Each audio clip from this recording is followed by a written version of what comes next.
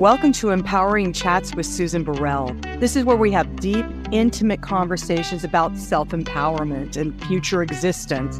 I am an intuitive healer and a light leader who has been called to activate other light leaders. So I'm curious, are you one of them? So by listening, lean in and see if you are ready to be that eternal potential you've been called to be. Using your bravery, your talent, your tenacity, can you be innovative and adventurous in order to activate your light and lead from that place? This is where we learn how to love ourselves from the inside out and love the whole world over and over again. Enjoy the show. So everybody, we're going to be in for a ride, a unicorn ride, if you will. We'll talk about that next. But I want to welcome my guest, Philip Young. Thanks for joining me. Thank you for having me. Yeah. So it's, there's never a mistake, right? There's no mistake in the universe. Everything is divinely orchestrated, if not guided. And so that's how you and I connected, because somebody else recommended you need to talk to Philip because he's really amazing and all that stuff. So Philip, you guys, is a spiritual advisor. He does astronomy, tarot reading, astrology. Astronomy's involved, but astrology is the actual. I know it's astrology, but my mind is okay. And he also does past life regression. So we're going to tap on all those things because those are things that I find fascinating. And Philip, you're also going to give us an idea of what this upcoming September in 2025 astrologically could be about so that we can be prepared. Absolutely. Okay, so let's dive in. So would you like to start with September's cosmic weather? Is that where you'd like to be in, Susan? No, let's talk about liminal space first. Sure. Okay, because this is, you guys, we are living through, it's not just a day or a month. No. Or even a year. I'm so sorry. No, it's a lot of years. It is. And it is what Philip has said is a liminal space. So let's talk about what liminal means, Philip. So liminal is the time between. So it is from somewhere to somewhere, but it's the time in between. And oftentimes what makes liminal space particularly challenging is that it cannot be accelerated to get to where you want to go. So the comparison I use is to go back to, say, traveling across the ocean in a ship with sails and getting to a spot in the ocean where the wind has died. And it's called the doldrums. And you're just sitting there waiting for the wind to pick back up. You could get some rows out if you want. You could get oars out and try to row, but you're not really going to make any significant progress. You just literally have to wait for the wind to pick back up again. Now, in what we're facing sort of energetically, and this is with the astrology, the reason the liminal space is dominant is because the outer planets that begin with essentially Saturn and going out to Pluto, they're all changing signs at this time. And they change signs periodically with whatever their speed is. So, for example, Saturn will change signs every 2.5 years. Uranus will change signs roughly every 8 years. Neptune every 14 years, 13, 14 years. Pluto sometimes between 17 and 31 years. What's unique about what's going on right now is that those, as well as Chiron takes 6 to 8 years to change signs. They're all synchronizing up within a 2-year period. And in fact, this year, 2025, 3 of the points are back and forth between signs. So Saturn and Neptune earlier in the year left Pisces and went into Aries. They are going to go back into Pisces this year. And then at the beginning of next year, they will go into Aries and then stay in Aries and not go back into Pisces. Uranus is actually moving from Taurus into Gemini. It's currently in Gemini, but it's going to go back into Taurus. And then next year it will go back into Gemini. And then so it sounds like it's hopscotching back and forth. It is. And Pluto was doing that in 2024, but on November 19th, it went into Aquarius where it's going to stay for the next 20 years. But Pluto sort of kicked it off These other three are in there back and forth. And then the last one will be Chiron, which will move back and forth in 2026 and 2027. And this is what's creating liminal space, which is basically we don't know where we're going or where we're going to end up to a certain extent. But we do know that whatever has been the past is getting disrupted and deconstructed. And and the points that are involved in terms of where they were historically is where the level of disruption is truly at the highest it's ever been historically as far as we would consider it. So, for example, Pluto's transit between Capricorn and Aquarius was last done during the Revolutionary War for the United States and for the world. Revolutionary wars were happening in that period of time. The last time Neptune was going between Pisces and Aries was the Civil War. And the last time Uranus was going between Taurus and Gemini was World War II, the Civil War, and the Revolutionary War. So Uranus and Taurus to Gemini is a marker for World War, basically. And so we're in that marker along with the Civil War marker. If you look at what's going on in the United States with the red-blue, with the very divided kind of energy, that's certainly in play right now. You can see the United States, again, revolutionizing in some way, whether it's going to be the fall of the empire or a restructuring. We can see that the United States is being heavily disrupted. So those of us that are living in the United States are experiencing that. So in terms of the level in which people are feeling or probably aware of disruption, it's the highest it can possibly be right now. Yeah, and it's intense. And it is intense because we really are talking about the level of historical reference being around war and the breaking down of old structures to bring in new structures, and it's done through a destructive and then reconstructive process. But you're getting it all across the board right now.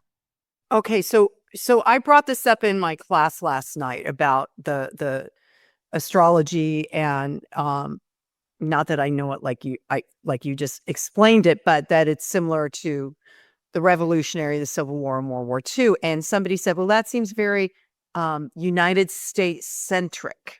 And so even though we've gone through those at this particular kind of the way the planets are, is that also true for other countries that are at war, that they're in a similar kind of situation?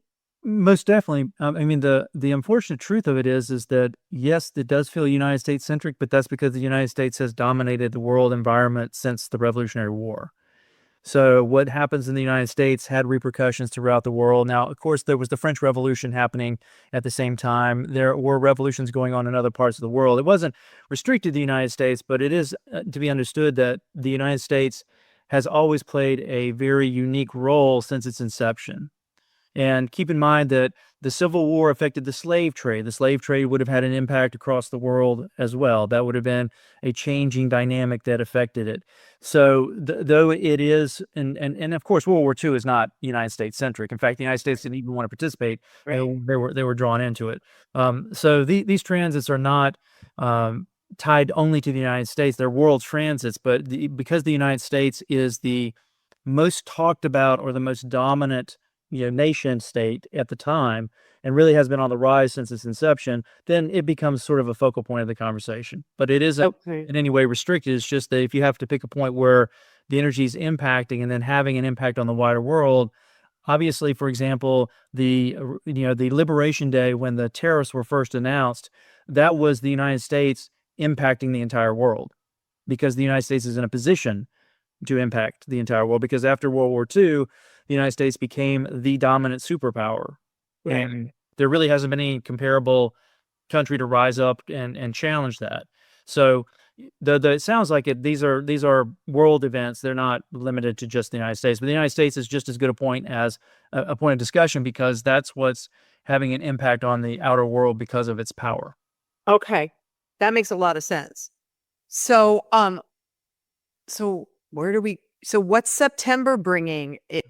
Okay, I just got to say I'm squirming in my seat right now, Philip, because the idea of another revolutionary war is frightening to me, having tracked some past lives where I was in those wars.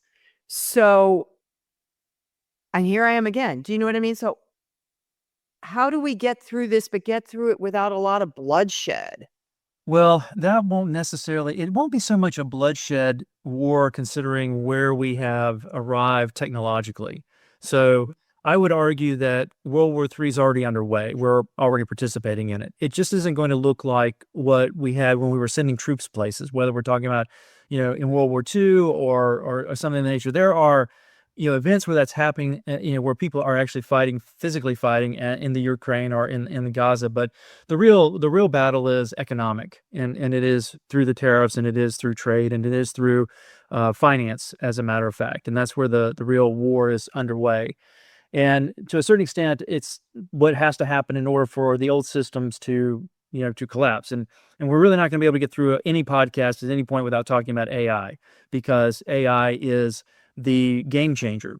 And in many ways, that's going to represent another, again, revolution that's going to be a worldwide revolution. And so the I've been having a lot of conversations about how to explain this, because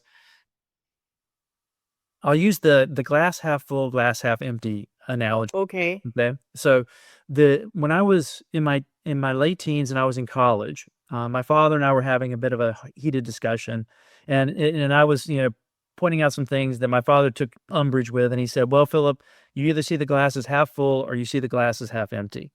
And I said to my father, because I was also taking a philosophy class at the time, I said, "Well, Dad, what if I see the glass as containing half as much water as it can contain?" And the question really isn't that it's about where am I in my perspective. If I'm thirsty, really thirsty, a glass half full will not look like enough water for me. If I'm hydrated and comfortable, a glass half full might be something that I could share with someone, Uh-huh. because I can be like, well, I don't need this water, and there's plenty of water in there, and you can have someone's water, right? I like that. So the idea is, when I have to talk about these transits, I have to point out that these are war transits. That's what they are. So I'm not trying to, paint a negative picture, but the liminal space, let's connect to the liminal space. The difficulty of liminal space is we've lost predictability, and it's a high level of discomfort for our minds, Yeah. especially considering we've had an overly predictable period of time that actually doesn't exist historically. And that's making it even more difficult on the human psyche, because to a certain extent, we've had quite a couple of generations actually of a kind of stability that didn't actually exist. I mean, if you go back prior to World War II, you go back maybe even prior to, let's say, the Great Depression, if you walked out your door, you didn't know if you were going to necessarily make it through the day, because especially before you have, say, penicillin, modern medicine, all kinds of things, the randomness of life sort of doing something and taking you out or causing you a problem was more apparent, and people were more used to it.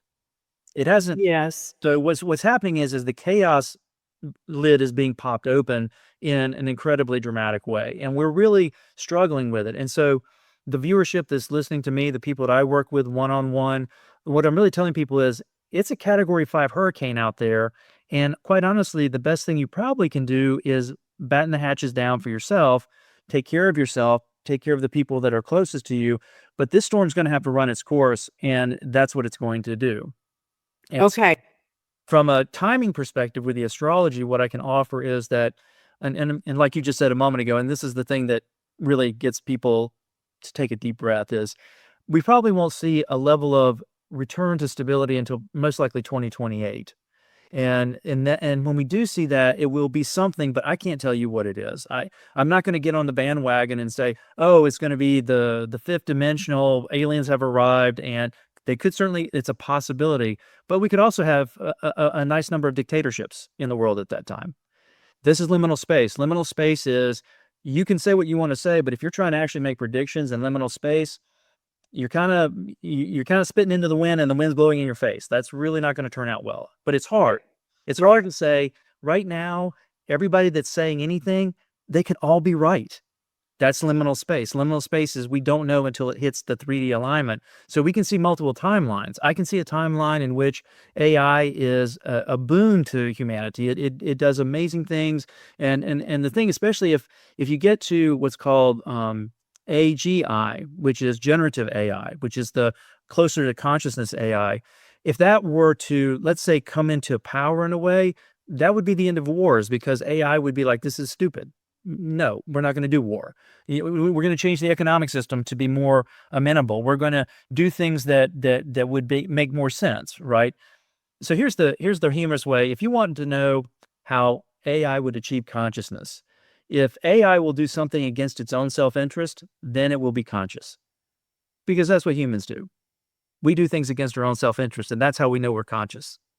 Because if you follow instinct, or you follow logic, or you follow anything, there are things you simply wouldn't do, because you would know, for example, smoking is bad for me, but yet people know smoking is bad for them and they keep smoking. That's consciousness in effect, because you're going against your own self-interest. Right now, AI is a very sophisticated large language model, and it's learning. Absolutely, it's learning, but it is going to have an impact, and that's also part of the liminal space. That's also part of Uranus in Gemini. So one of the things I'm sharing with people is that right now we're hearing about AI, and it's really, in our faces in a way. So the example I'm using is when I play my solitaire game and I complete a game, I get little ads that come up. One of the ads is for Wix, which is an online website for building websites. So if you want to build a website, get a Wix account, build a website. And they're announcing right now, hey, if you get a Wix account, you're going to get to leverage our AI. Well, Uranus is going to go back into Taurus, and then next year in the middle of the year, it's going to go back into Gemini. When it does, Wix will not be announcing that it's using AI. It will simply be using AI. Right. So right now it's a conversation, but in a year from now, AI will just be how it's done. And this is the transitional point. This is the transitional point. And this year and next year are going to be the most difficult. So what I'm telling any of my clients and the people who are listening, everything you can do for grounding, everything you can do for meditation, everything you can do for reducing your debt, practical things, frugality is really going to be the way to go with the transits that are happening right now. So if you can downsize, you can unload, you can get rid of subscriptions, you can get to where you are as tightly, contained, because this is a difficult transitional period, and it isn't going to let up anytime soon. Not even in 2028. 2028 is when we'll go, oh, this is what we've got. And it will let up in the sense that whether we end up with a more egalitarian society or we end up with, let's say, dictatorships, the human mind will be able to, in 2028, go, oh, okay, this is what it is. And on some level, that will be settling for us, even if it could be an unsettling in the sense of, well, I don't want it to be worse than it is now. But the problem is liminal space is not something we can easily sustain for a long period of time without people really struggling to keep their sanity. Which we're starting to see now. Right. A lot of people, and a lot of people, dying, what I call exiting the planet by choice, not suicide, but just, I'm done. done. Now look, I got a disease I'm dying from, which is kind of what was going on in COVID, not to diss people that had family members that died during COVID, but it was kind of like that, of, oh, wow, this is the beginning of the wild ride and I don't want to do it. Well, and interesting, I did a presentation January the 4th of 2020, and there was a particular transit going on of 3 planets that were grouped together, and it was Jupiter, Saturn, and Capricorn, and along with Pluto. And at this presentation, I told people, I said, we're getting ready to enter a level of disruption in which things that you think can't happen could happen. You could see the end of higher education. You could see the end of Social Security. You could see the end of Medicare. I mean, things that people would think that's no way. I'm like, oh, with this transit that's happening right now, it's starting that trigger event. And I said, and it's going to be like playing a baseball game with 9 innings, and every year is an inning. So in 2020, I said, we're probably not going to be through this until 2030. Now, 2028 is when I see it kind of starting to level off. But there'll still be, of course, because these transits are not like flipping a light switch. I mean, when Pluto transits into Aquarius and starts to do the Aquarian work, it takes the first 3 or 4 years of the transit for it to really establish itself. And it is only just now going into Aquarius permanently as of, like I said, the end of last year. So the other thing is there's also 2 other states that I want to connect to liminal state. One is manifestation state. Mm-hmm. Manifestation state is when we do manifest. We think, well, I want a new job, or I want to live somewhere, or I want a relationship. And we put energy out there and we actually do things to help manifest that. And then there's safe state, which is the one we don't have a lot of right now. Safe state is, I know what's predictable. I know that I can expect that my 401k is going to constantly rise up, and I'm going to have a 401k. I can expect, that my children can go to college, and we're going to go to college, and they're going to get a degree that's going to help them have a good life. Now what we see is college is really a debtor's prison for the most part. Yeah. And not only that, but with the arrival of AI, I'm willing to say on camera that higher education is dead in the water and they just don't know it yet. And there's already been an example. I found an article talking about AI University, where it's custom designed to every individual. In other words, you decide to attend this AI university, and it's going to custom fit the education so that every class you take, everything you study, whatever you direct yourself to, is going to be custom fit for you, which is really brilliant. That's exactly what we should have. We don't really necessarily, it's great to be in a classroom, but I taught at the university level, and I can tell you right now, when I taught there, and I taught for almost 16 years at the university level, and beginning composition and critical thinking, 20% of the students should have been there, and 80% of the students should not have been there. Right. And they were just trying to get a credit so they could get out. Well, and not only that, but they were doing something out of habit. They didn't have a dog in the fight. Whatever it might be that made it that they were really not where they needed to be, nor were they really prepared for it. And then there was this 20% that higher education was their thing. That was the thing that they needed to do. Mm-hmm. So getting back to the question of, say, September and how it fits into this larger dynamic is there's going to be a lot of more retrograde energy. All the outer points are going to go retrograde. I'm so tired, Philip. I'm tired. And that's why I say to people, whatever you can do along the way. And for example, grounding has been one that I've really found helpful. Just taking my shoes off, walking in the grass. There is a company that's behind something called the earthing movement. Yes, I actually got their product and found that it, for me, the energy was counter to the energy I carry and hold and run. And that's what myself.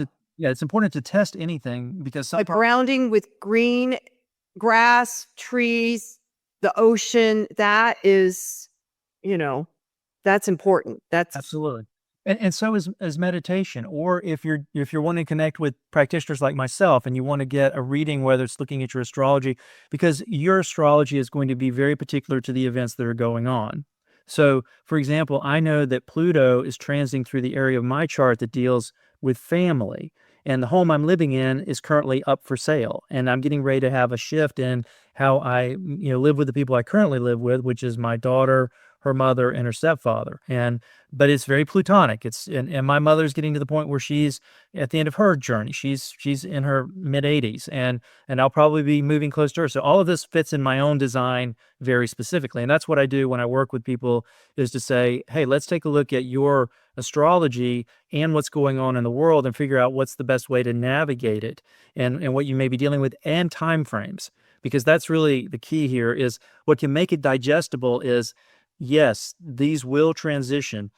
And what I found in my research about, say, the war energy is that it's usually 4 to 6 years that it lasts, if you can identify sort of the rough starting point. Yeah. Right. And then Makes sense. 2.5 year to 3 year period where it peaks and you kind of get a sense of where it's getting ready to go. Like by the middle of the Civil War, which side was going to win. Right. Then it was just some skirmishing and battles to kind of get that resolved. Same with World War II. There was a certain point where you could tell the tide was turning, and this was the way it was going to go. And that's what we're going to see in 2027. Is we're going to start to see that energy of, oh, this is where it's going. And by 2028, that's why I say we'll be like, oh, this is what we've got. Okay. I don't know what we're going to get, because that's liminal space, and these particular transits are meant to be so that we kind of get humbled a little bit. In my work, it can be great to be able, and I can certainly still get a lot of accuracy, if you will, when working with an individual and their chart in terms of looking at future energy and how it's going to play, and then get enough information from the individual about what they're doing to be able to say, okay, these are where your trends are heading. But on a larger scale right now, it's completely volatile, and that's the liminal space. But within that, manifestation space gets highly activated, and you can manifest amazing things in the liminal state, both good and bad. And this is something that I really try to drive home to people: is astrology is neutral. And if I say something about something being positive, I don't mean positive good. I mean positive as in self-reinforcing. If there's a challenge within the astrology, it creates tension. Pressure makes diamonds, but the tension doesn't mean that it's bad. And so there isn't a way of looking at astrology and say everything's going to turn out great or everything's going to turn out badly. It's that this is what the energy is doing, and how people are choosing to respond to it will create the outcomes, will begin to shape the 3D. Okay, so I want to tap on a couple of things, if I can remember them, that you've just said.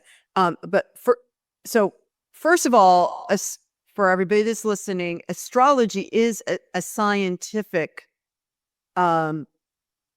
calculation, right? I mean, there's specific things you do, and this is the chart, and then that chart is the chart.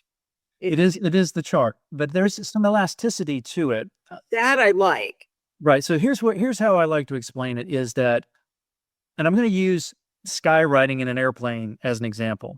Okay. So the real value in astrology is art, not science. So personal pet peeve, I hate people referring to astrology as a cosmic science, because what people hear when they hear the word science is water boils at 100 degrees, right? It's very specific. It's very mechanical. It's not that. It's more artistic. It's like if you go into an art gallery and you're worried about something in your life, and you look at a painting, and by looking at that painting, you go, oh, I now know what I need to do. It isn't because the painting is made up of canvas and oils. So in the skywriting example, you have an airplane, which is a mechanical object. You have chemicals that have been mixed a certain way that when you spray them out of the back of the plane, they will stay in the air long enough for you to write. The skywriting is the astrology. The plane and the chemicals is the astronomy. Yes, your chart is calculated, and that's the chart you get. But within that, when I explain astrology to people, usually on the ground level, there are 5 keys to astrology. 4 of them are data points. They are measurable. That is, what is the planet? If we're talking about the sun, which is a luminary or a star, or if we're talking about Saturn, they represent something in the human psyche. Then there's the sign of the zodiac, which influences how the energy represents itself. So if you have a sun in Aries and I have a sun in Taurus, that energy behaves differently when you put them together. And then you have placements based on the wheel, because when you cast a chart, you end up with 12 segments. Each segment represents a different area of life. So if your sun, for example, is in the 4th house, your life path is focused on family. If my sun is in the 10th house, my life path is focused on career. So each of those segments are called houses, and they represent different areas of life. Right. Then there's dynamic relationships between the points we call aspects, and that adds more detail. But the 5th key is free will. However, your free will is contained within the vehicle of your chart. So I always like to use a car metaphor. So the idea is that, let's say you've got twins, and you're talking about production of a Toyota Camry. So you've got a Toyota Camry rolling off, and it's got a VIN number, and then the next one right behind it has a VIN number with a different digit, but it's the same blue Camry. Everything is built the same. However, different souls are driving it. Right? Makes sense. So the idea is the astrology is not deterministic, nor is it the person. It is the vehicle your soul decided to drive around in. So let's imagine those twin souls, and one of those souls, in terms of past lives and its archetype, is a charioteer, right? Is a race car driver.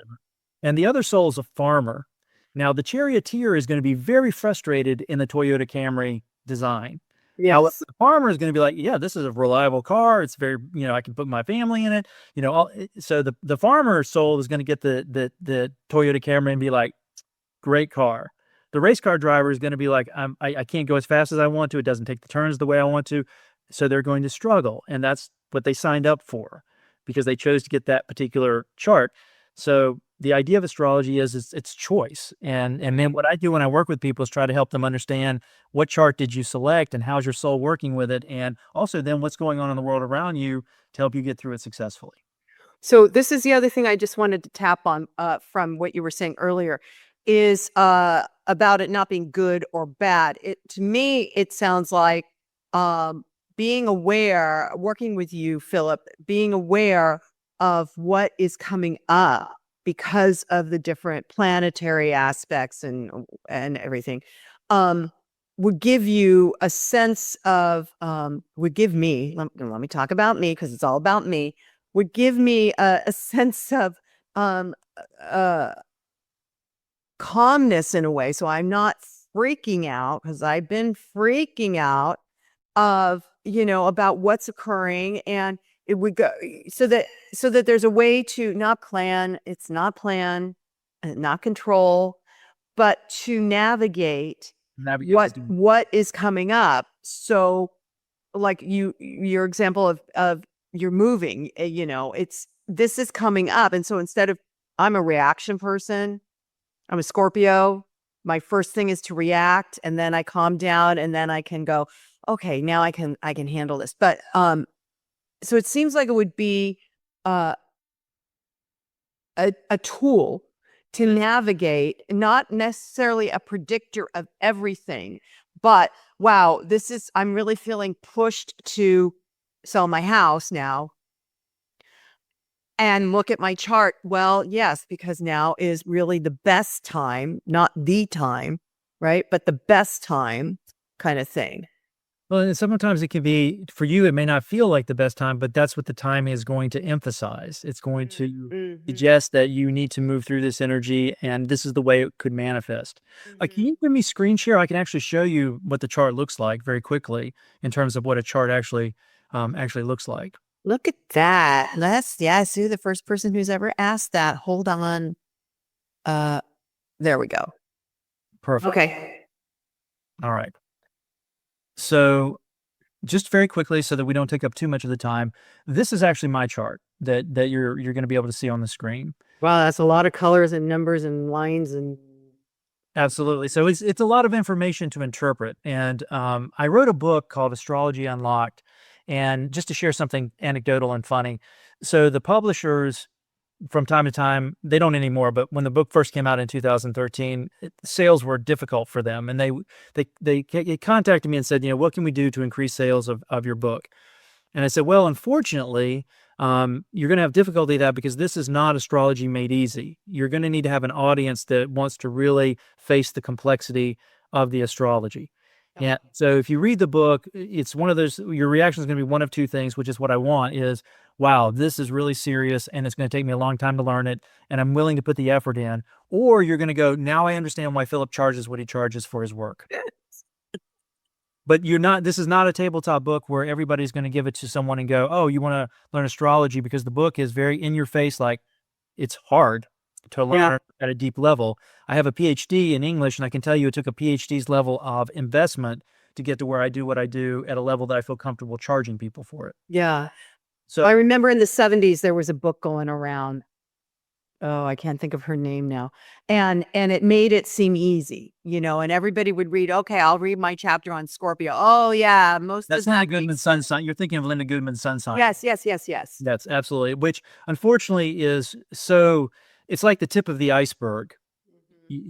All she's showing you is the tip of the iceberg, and this is what the whole iceberg looks like. This is what it really looks like. Now, the other thing I want to show your audience and show you is, so that's my natal chart. And then one of the things that I do when I work with people to talk about what's going on timing wise is this, which is the natal chart on the inside, but on the outside, these points they're on the outside are where things are today. And then they're moving, and it allows me to talk about what's going on in someone's chart in terms of activation. And so, of course, the nice thing about Zoom, which is a fun tool to work with, is you can draw here. So as an example, this is Saturn today, right now. This is where it is. It's in Aries. It's currently retrograde, and it's sitting right on top of a point in my chart, Chiron, which is the wounded healer. Yeah. So Saturn is a point that demands we face reality. And so whatever wounds that I have to face, which is what Chiron represents, now is the time to face them. And Saturn is going to exert energy for a certain amount of time to do that, for me to work on it. Now, I can do it consciously, but it can also happen unconsciously. So when people go, at this stage in my life, I've got this thing going on and I don't understand why, there's a good chance I can see it in your chart. I can Right. this is what's happening. Right. I just wanted your audience to be able to see what the visual looked like. Yeah, I appreciate that a lot. So, being consciously aware, let's backtrack a bit. You just gave us a plethora of information that is going to need to be digested, for me at least. I want to go back to the AI consciousness thing, Sure. okay? Because what I believe in and what I teach is we are here as individual souls to grow Yes. our consciousness and grow our soul, and that's why we have the challenges or the goodies and the baddies and all that, because we signed up to grow. And it's about growing our consciousness, and to me that consciousness elevates into a higher connection to the all, what I call the all or the oneness. And so when you were talking about AI consciousness, and AI would be the consciousness that I grew up, with 2001, A Space Odyssey. Right. That just, it creeped me out then when I really didn't understand it. And when AI started coming out and everybody's like, ooh, and I know there's some guru-esque metaphysical teachers that think that, AI is your connection to God or source or the one. And they're now touting that. And I'm like, okay, it creeps me out even more, because what that says to me, Philip, so I need I need comforting. What that says to me is that individuals will easily, which I think we've been seeing for the last 10, 15, blah, blah years, will easily hand over their choice. Here's my choice card. Here's my free choice card. AI, you take it and you tell me what to believe in, which is how a religion started eons ago and why we're all left up here. And I came here as an individual soul to learn, but gee golly gosh, I can hand over my free will card to you, and you can tell me what I'm supposed to think, believe, feel, touch, hold, be, all that. So I don't have to do the work. That's the thing that freaks me out about AI. Well, I mean, that's already being done with social media. AI is just going to catch up with social media at some point. Right. But Right. here's the thing that I would offer, and again, this is going to probably step people back on their heels, and that is that we're not here to make the world a better place. Yeah. We're here to have our experiences, and those people that are handing over their choice card, that's what they're here to experience. And then we have to figure out how we're navigating a world with them occupying it.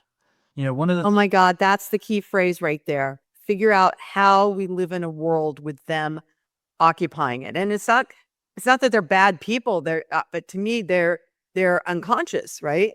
right, and again, that doesn't mean that it's still not problematic. It doesn't mean that it couldn't still be dangerous. I mean, those things are all valid, and that's why, having consciousness and trying to understand things is so that you can be aware and take better care of yourself and take better care of the people that you care about. But the idea that you're going to get some sort of agreement of consciousness about things, and here's the point I would make. Two things. One is we haven't moved the psychological needle even a millimeter in history, right? We still have child trafficking, we still have wars, we still have corruption, but we also have better air conditioning. We have, amazing understanding of things medically and scientifically. So, there's things that are going on. But in terms of the human psyche, we are what we are because we come into this experience to be incarnated and learn our lessons. And for some people, their lesson is they're growing into it. And you've got to think that some of the people that are coming in are starting at a very early stage of development where they don't have awareness, and they're going to take several lifetimes to get awareness. The problem is there's just a large number of people that's how it's structured for the learning opportunity, the questions that we have to answer for ourselves individually.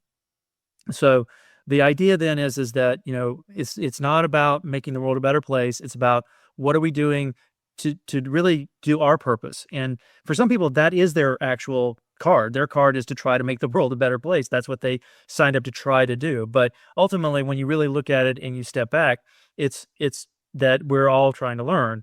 Now, the other thing that throws people is people like to say, well, you manifest your reality. Well, when I was coming through graduate school, one of the best ideas that I encountered that I help, and here's what it is that everything's an explanatory model.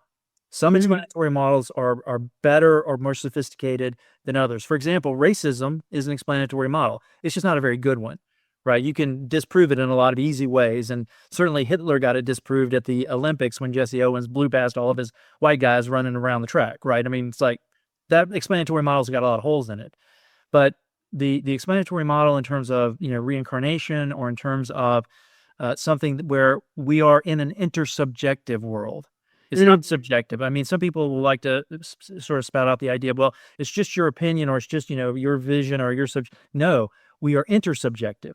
I'm a subject, you're a subject. What happens is if I want something subjectively, you want something different subjectively. Sometimes they don't even cross paths, but sometimes they conflict.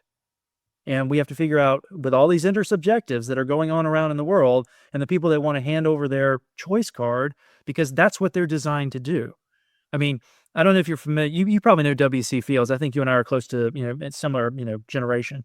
W.C. Fields had all these wonderful quotes, and one of them was, "It's a moral imperative to take a sucker's money." It is a moral imperative to take a sucker's money, which means what he was really saying is that suckers by design have to be suckered, and people that are con artists exist to sucker people who need to be suckered. And everybody has their role that they play. And then there are people that recognize a con man for a con man, and they don't get into the con. And so there are all kinds of different roles and players and so forth. And that's where the astrology to me is really profound, because you just said something a moment ago that is absolutely why I'm in astrology, which is it is all about you. Your astrology is all about you. Yeah. Now, I will mention that one of the cool things I also do with astrology is the United States has a chart, and I can look at the U.S. chart. I can look at the chart of China. I can look at the chart of the United Kingdom and see what those transits are doing for the countries right now as well. And the United States is getting lit up. And so if there's a lot of talk about the United States, it's because the United States is the primary mover and shaker right now. And a lot of the transits that are happening are very attuned to a lot of transformation within the United States that will have a repercussion on the wider world. Which we have, like you said earlier, which makes sense. We have since we became a nation.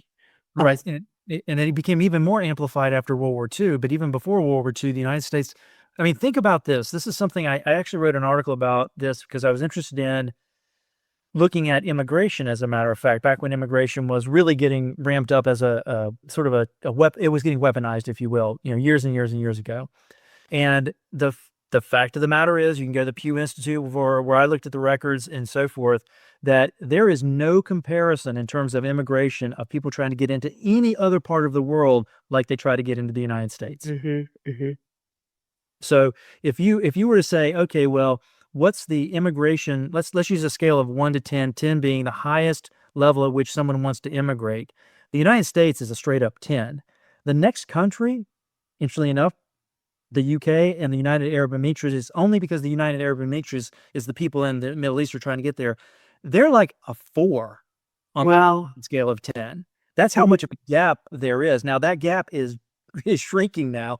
The United States is creating a scenario in which it is not the 10 anymore. It's working its way down, and other places in the world are working their way up. If you think about looking at patterns of immigration as where do people want to be.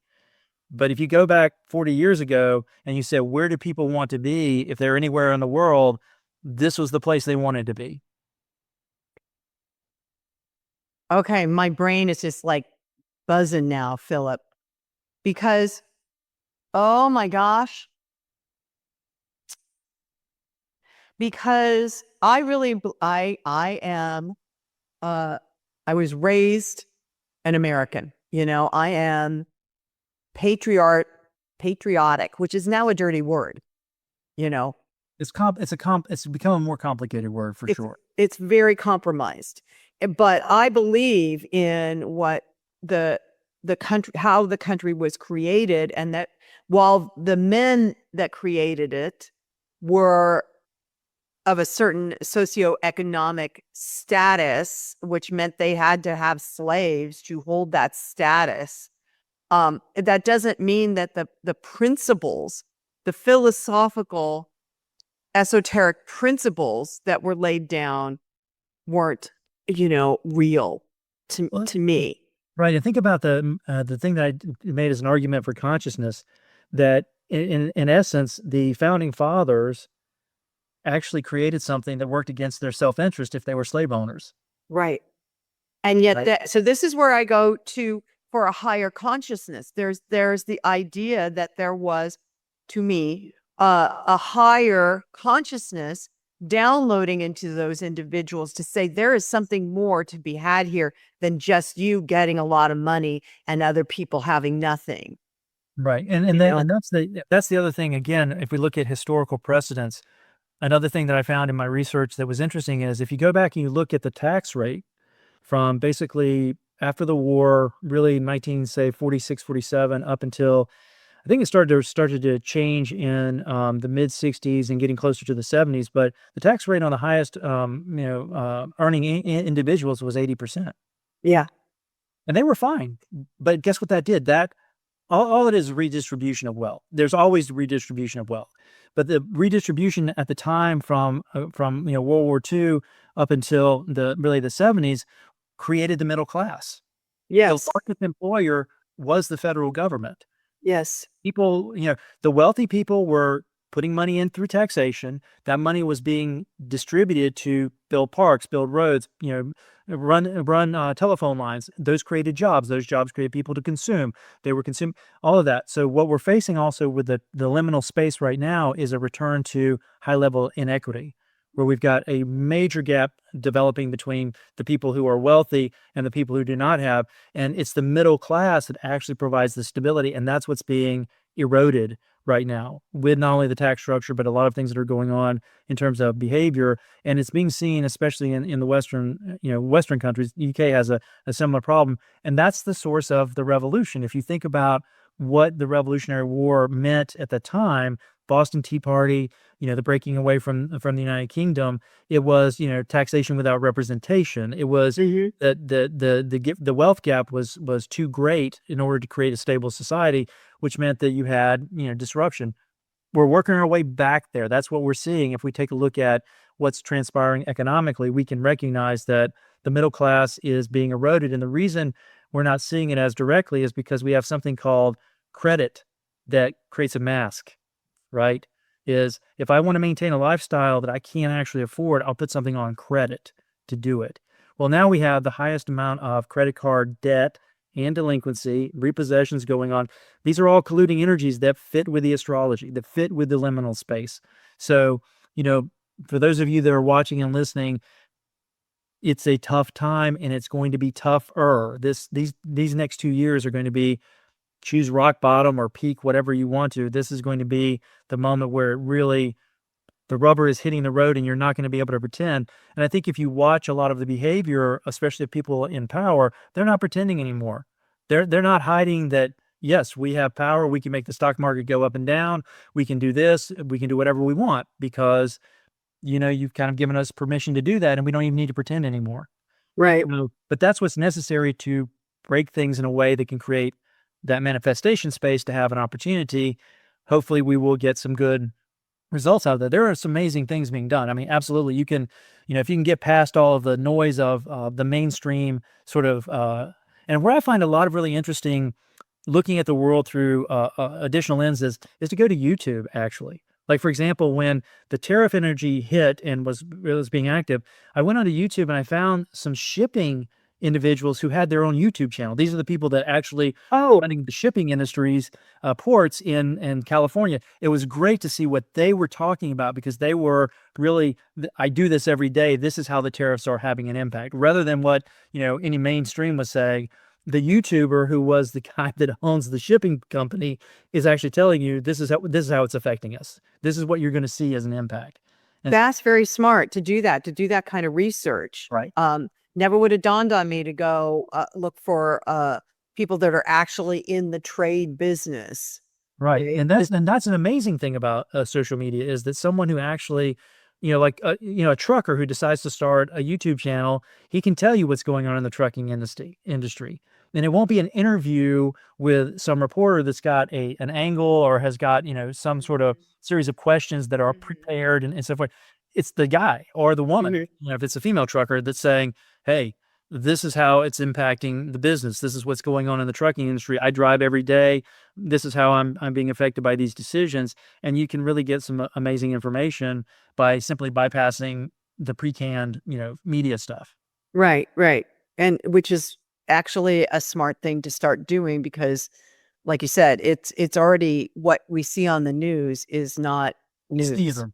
Yeah. It's not news. It's theater. And it's developed to make you scared and anxious and so you'll lay down and say, "Okay, whatever you say." Well, and again, part of it is that that's also the world we're having to wrestle with right now. And again, keep in mind that we have a lot more choice than we've had. So there's a comedian, he got disgraced. I think he's tried to make a comeback. Louis C.K. Yeah. He did what a lot of people do that are, when you're not looking at the stage person, they do stupid stuff as human beings. And so anyway, but he has a great skit, part of one of his routines where he says, "Okay, time machine. You've got a time machine. You're a black man. How far back in time do you want to go? You're a woman. How far back in time do you want to go?" The only person in the crowd that's gonna be like, "Yeah, I'd go back to whatever time," is someone like me, Yeah. Yeah. a white guy. Yeah. But for everybody else, this is the best it's ever been, even as messy as it is right now, Right. right? Uh, There's truth to that. There's a lot of truth to that. right. So And then I would argue, you know, you and I are reincarnated this lifetime as white. You know, a lifetime ago or 10 lifetimes ago, we were a different color, different nationality, different absolutely. socioeconomic, because it's what the soul needs. We're going through whatever it is because that's what the soul needs. And then the history that creates a linear uh binary kind of system that's not necessarily true for on a soul level because we're bouncing all over. Right. We're learning. We're Right. we're learning, and so that's to me, as explanatory models go, reincarnation and past life are really important because it's the model, if you acknowledge it, that makes you wanna take care of the planet. Because Yeah. if I'm coming back, I do not want the place to be trashed. I really don't. I mean, Right. if I were to argue a model that I think would be great to have on a much larger scale, reincarnation would be the model because because if you take, and again, this is where I would say if you take certain religions that are about getting to, you have this one life and you're either gonna get to, total bliss, or you're going to, if you're in a religion that believes in you're going to hell and you're gonna be in a total nightmare, and you take atheists who believe in nothing, well, both of those psychologically are like, "Well, hell, I'm gonna do whatever I can to have the most fun I can because this is it. I have one Right. lifetime." Right. Well, if you look at how the planet's being treated, that's the way most people actually sort of believe, and that's not really helping us out on a planetary scale. And that's also why I would say, and you probably would agree with this, I'm sure probably people out there that are listening, is the planet's not that pleased with us right now. Right. It's And true. and the planet's way, if you think of the planet like a body, right? What happens when we get an infection? We get a fever. We're trying to burn out the infection. Mhm. So, whether, and again, we have an increasing temperature, we have increasing disruptions, we have more solar flare activity. It's like the whole universe is like, you guys are really being a pain. And if you can't regulate yourselves, we're going to do We're gonna regulate. some regulating here from a planetary Yeah. level. Yeah. Yeah. Makes a lot of sense, Philip. It does. I'm I am absolutely 100% enamored with you and your the way you explain things because it's so necessary for us as individuals to really begin to understand this so we can be in charge of our life during this transitory time. Well, and to be my big thing is to be self-responsible, not, an ostrich with your head in the sand thinking, okay, this is all going to go away. I'll just wait it out. but to be self-responsible and proactive. And you have the skill set and the tools to give people so we can do that. I appreciate that so much. Well, and again, going into let's get back to September for just a moment. The energy is going to stay pretty similar to what it has been. There will be a couple of things that transition that are just going to require us to figure out how to sustain ourselves in the liminal state. And it's not easy. It's really not. And unfortunately, I don't really see a kind of release energy coming until the beginning of next year, when certainly Saturn and Neptune finally get moved into Aries and are not going to go back into Pisces, because Saturn's going to go back into Pisces on September the 1st. Uh-huh. And the Piscean energy is this sort of dreamy but also delusional kind of energy, whereas Aries is in your face.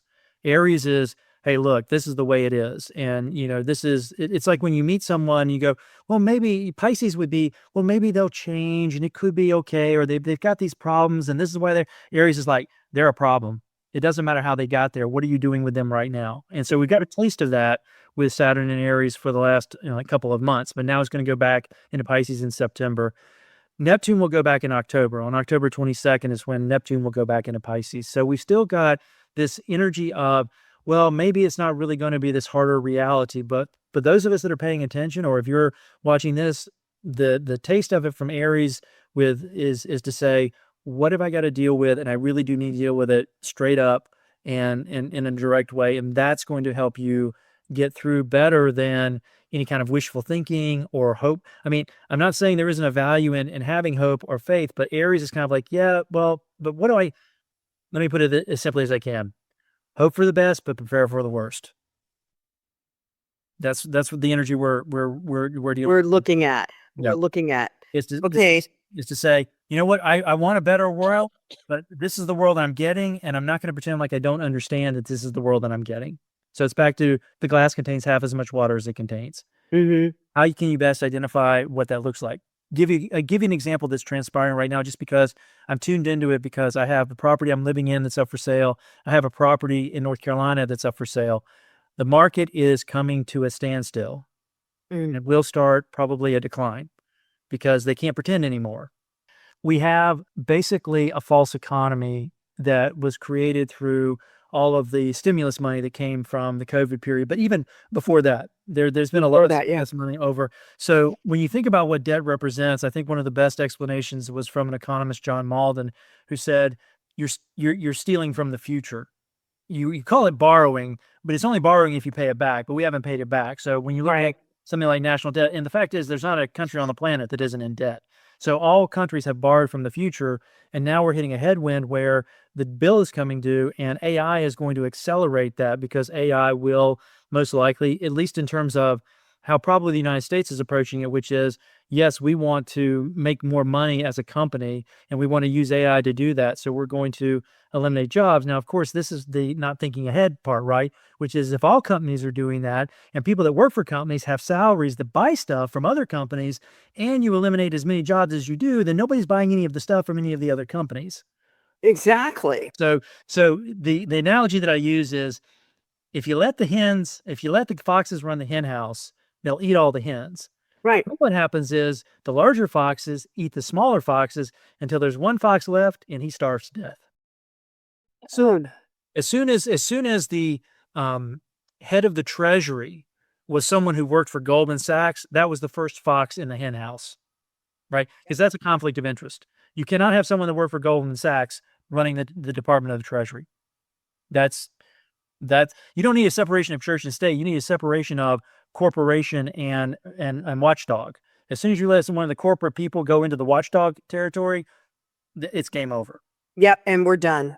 Right. So and we're done. We're having that process really finally unfold. And so, again, what I want to say to people is, if you're doing anything, if you're feeling overwhelmed at this time, you are not wrong. And it's really about trying to find the way to navigate through. So it's not about the ostrich, like you used the example of sticking your head in the sand and pretending nothing's happened. It's actually looking around and going, whoa, this is really big. Where am I positioned in this? And if I'm not one of the people making decisions about policy, then you're going to be one of the people that's affected by it, just like I am. Like, I'm seeing the properties that are up for sale. It's going to be hard to sell them at this structure. but I know that, and I recognize that I have to have the energy to acknowledge that. So to me, that's where what I'm trying to do with people is help people through. Because and again, I'll use a quote from Winston Churchill: "When you're going through hell, keep going." Keep going, man. Yep, that's true. We're in that kind of energy, and again, this isn't pessimism. It's like it would be a problem if I gave you a story that wasn't really true, and you had this hopeful energy, and then it didn't show up. Then you will be crushed. And I know there's amazing things that we can do, but we do have to be realistic that at least what I'm seeing astrologically is it is a major time of transition. I think everybody can sense that. It's going to take time for it to, do its whole thing. And we're right in the middle of it. We are really in the middle of it. It will eventually unwind. Yeah, we will get on the other side of it. But right now we're definitely in the thick of it. Yeah. And it's up to us. It's up to us to be aware enough so we can navigate it and get through it in a way that so I'm claiming this, Philip. I want to navigate it and get through it in a way that I am healthier and happier and more grounded, whatever that looks like. Right. Because whatever that looks like. Yeah, we can't say what it is, but that's the right attitude. The right attitude is enjoy your day, be focused on the present. If you want to look to the future, don't look too far to the future right now because the energy is just too volatile. And there's really no reason to look at the past because anything that we would look at the past right now is not going to apply today. And I'll give you a perfect example of that. I did yard sales recently. Now, my past experience with the yard sales is you put signs out and there's always people that come at the very beginning because they want to get the deals ahead of time. Right. But now we have Facebook Marketplace. Yard sales are not a thing. Yeah. They're not a thing. And so, but I was okay with that. I was like, I'm curious to see how this plays because I have an idea of what yard sales have been in the past. It's very consistent. I have a lot of yard sale experience that this is how it's going to be. But when I actually ran one at this time, I could tell that is all gone. Yep. And that applies to a lot of things right now. So looking back to the past is really not going to be all that helpful. We really do need to look at the present. And if we're looking at the future, look at a future where you're not going too far out, because if you get too far out, it gets just too frayed energetically. It's just hard to see. You can see multiple pathways, but as to be able to predict them over a long period of time, that's why, quite honestly, insurance companies are starting to go under is because their predictive models are not stable anymore. They don't work anymore. Well, did they ever? I'm sorry, but yes. They did for a while because there was a predictability to climate that they could count on. That's how they made their money. That's how they did. But now they're taking a loss because they don't know when the next storm is going to be or how severe it is. Or, if you take a look at like what happened in Nashville, once in a lifetime storm that came through and, probably cleaned the coffers of insurance companies in Asheville, right? Just cleaned all of their coffers right out.